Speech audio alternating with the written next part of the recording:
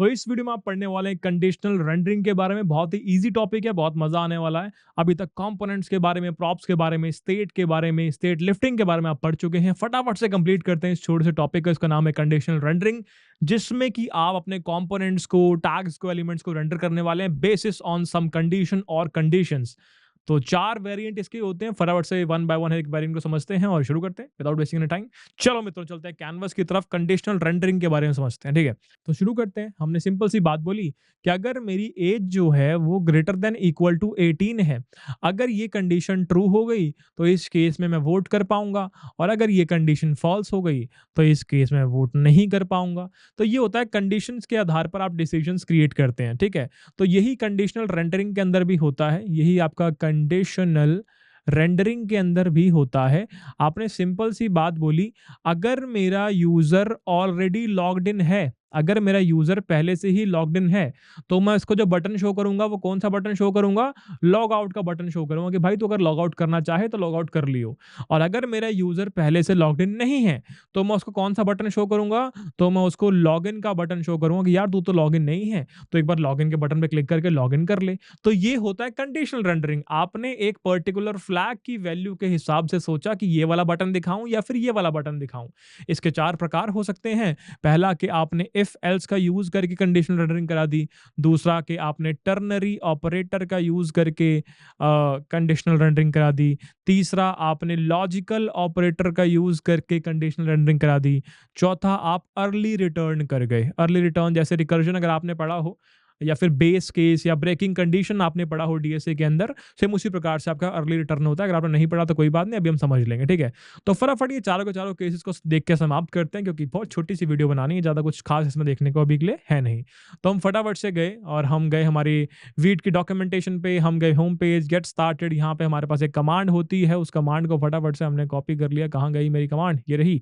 और हमने फटाफट से हमारे वेब डेवलपमेंट वर्क स्पेस के अंदर एक ऐप बना दिया, एक फ़ोल्डर बना दिया। फ़ोल्डर का नाम हमने रख दिया जी सी रेंडरिंग। ठीक है जी, सी रेंडरिंग हमने इसका नाम रख दिया। इस फ़ोल्डर को फटाफट से हमने वीएस कोड के अंदर ओपन कर लिया और यहाँ पे एक टर्मिनल निकाला। टर्मिनल के अंदर अपनी कमांड को पेस्ट किया। कमांड पेस्ट करके हमने बोला रिएक्ट प्रोजेक्ट। आई थिंक 6 पे आ चुके हैं हम, नहीं आए तो भी कोई बात नहीं।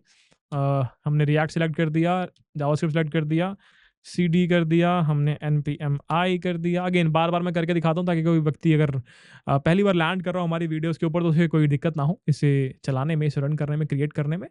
और कृपया करके आप जरूर रिव्यू दें, कमेंट करें हमारी वीडियोस में, ताकि हमें और वीडियो बनाने की शक्तियाँ मिले।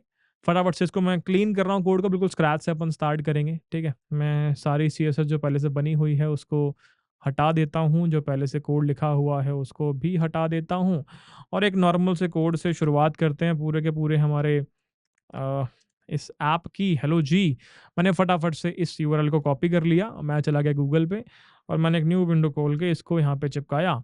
मैंने बोला इस वाले फ़ोल्डर को बंद करो। फटाफट से हमने अपने कोड को इसके साथ साइड बाय साइड प्लेस कर दिया। Very good.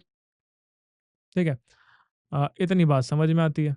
अब हमने क्या किया, हमने बोला कि क्या करना चाहते हैं, हम कंडीशनल रेंडरिंग करना चाहते हैं। चलो ठीक है, मैं सोर्स के अंदर गया, मैंने एक नया फ़ोल्डर क्रिएट किया। फ़ोल्डर का नाम मैंने रख दिया कंपोनेंट्स। यहाँ पे मैंने एक बटन क्रिएट कर दिया है, नहीं एक कंपोनेंट क्रिएट कर दिया। लॉगिन नाम का मैंने कंपोनेंट क्रिएट कर दिया। लॉगिन बटन नाम का मैंने कंपोनेंट क्रिएट कर दिया है। RAFCE टैब करके मैंने कंपोनेंट क्रिएट कर दिया।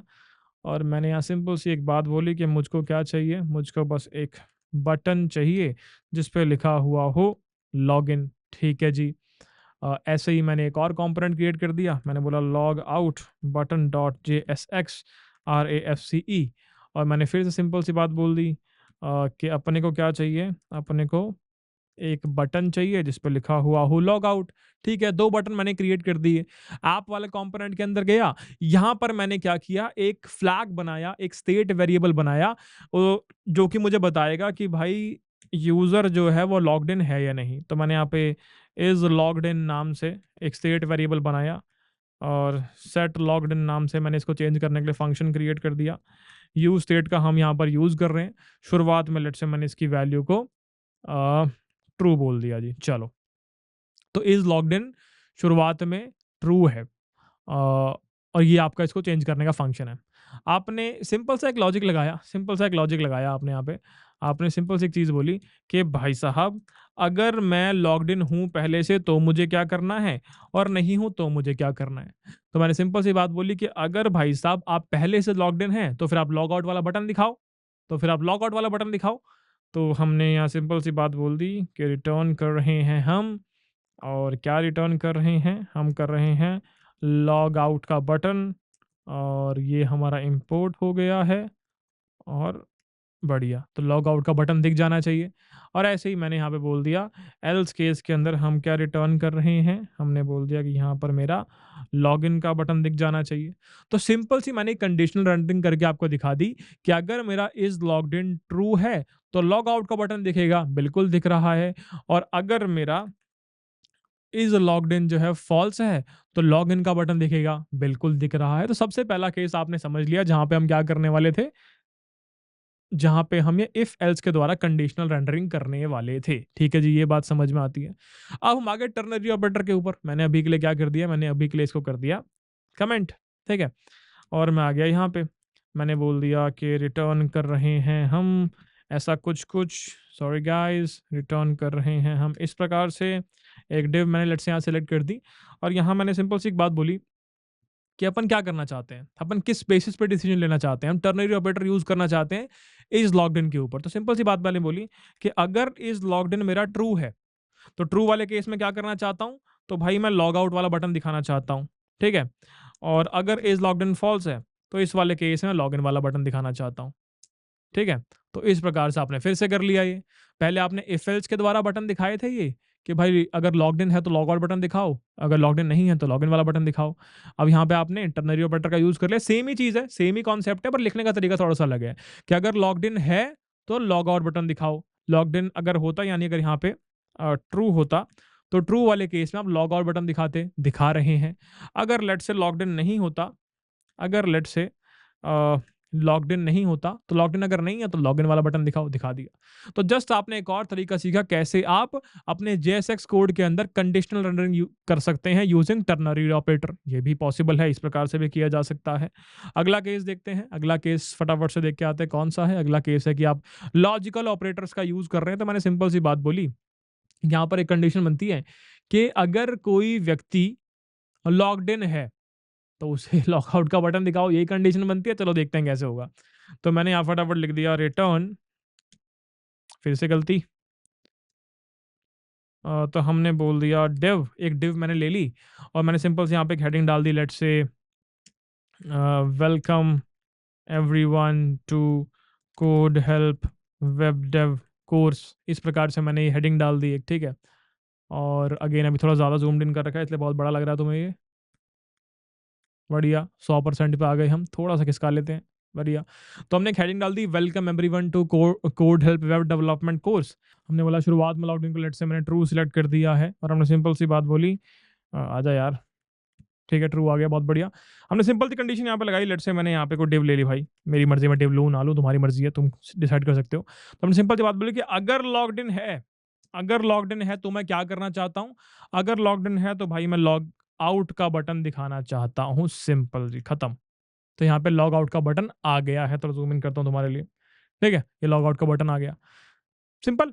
अगर लॉग्ड इन है तो अगर ये कंडीशन ट्रू होगी, एंड ऑपरेटर आपने लगा रखा है लॉजिकल ऑपरेटर, तो आप ये दिखाना चाहते हैं, खत्म। तो आपने लॉग आउट का बटन दिखा दिया।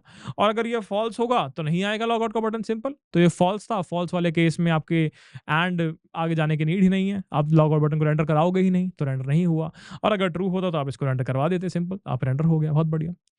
तो ये एक तरीका था, ये एक तरीका था यहाँ पे लॉग आउट बटन दिखाने का। और लास्ट केस इज आपका अर्ली रिटर्न करना, ठीक है। अर्ली रिटर्न करना, अर्ली रिटर्न लेट से कोई कंडीशन के बेसिस पे आपने कोई यूआई दिखाना है, वो आपने पहले ही दिखा दिया, पहले ही दिखा दिया। क्या मतलब है इस बात का, इसका मतलब इतना सा है, इसका मतलब इतना सा है कि भाई साहब, अगर देखो ट्रू वाला केस तो मेरा हैंडल हो ही रहा है, यहाँ पे ट्रू वाले केस में तो लॉग आउट का बटन दिखाना था, वो तो हैंडल हो ही रहा है। फॉल्स वाला केस मैंने अलग से हैंडल कर लिया कि अगर इज लॉग्ड इन, अगर लॉग्ड इन नहीं है, नॉट का साइन लगा दिया मैंने यहाँ पे। अगर लॉग्ड इन नहीं है तो मुझे क्या करना है, लॉग्ड इन अगर नहीं है तो कॉमन सेंस की बात है, लॉग इन का बटन दिखाओ भाई कि लॉग इन करे वो आदमी। तो आपने रिटर्न कर दिया यहाँ पर इस प्रकार से। चलो मित्रों, और यहाँ पे रिटर्न कर दिया आपने। रिटर्न करने की नीड नहीं है, आपने सिंपल यहाँ पे बोल दिया लॉगिन का बटन, सिंपल। तो जब ट्रू होगा तब तो ये नहीं चलेगा, क्योंकि ये ट्रू है, ये नॉट लगा हुआ है, तो फॉल्स बन जाएगा, तो नहीं चलेगा। तो ट्रू वाले केस में आपकी ये कंडीशन ट्रू हो जाएगी और आपका लॉग आउट बटन दिख जाएगा। बट लेट्स सी ये फॉल्स होगा तो क्या होगा? तो फॉल्स वाले केस में सीधा ये आपका कंडीशन हिट होगी और आपका लॉग इन बटन दिख जाएगा और आप यहीं से रिटर्न कर जाओगे, नीचे वाला कोड रन ही नहीं होगा। तो ये चारों के चारों वेरिएंट आपने सीख लिए हैं यहाँ पे, चाहे आपका इफ एल्स यूज करना हो, चाहे टर्नरी ऑपरेटर यूज करना हो, चाहे लॉजिकल ऑपरेटर यूज करना हो, चाहे अर्ली रिटर्न यूज करना हो। चारों वेरिएंट आपके यहाँ पर आ चुके हैं, यहाँ पे आपने सीख लिए हैं।